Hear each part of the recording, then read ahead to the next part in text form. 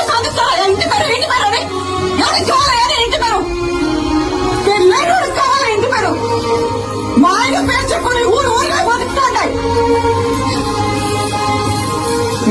Pushpa manager, నువ్వు Pushpa friend, నువ్వు Pushpa driver, నువ్వు పుష్ప మనిషి.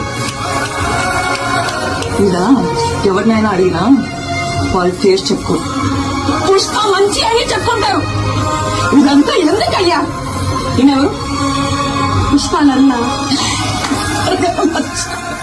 ఇది నా మొగడంటే. యో పెద్ద మంచి.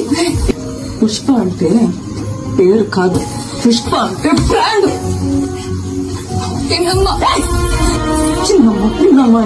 అసలు ఆపు నువ్వు. ఉన్నారు కదా ఇక్కడ తాటి చెట్లుగా తీసుకువెళ్ళి కొనుక్కుంటారు.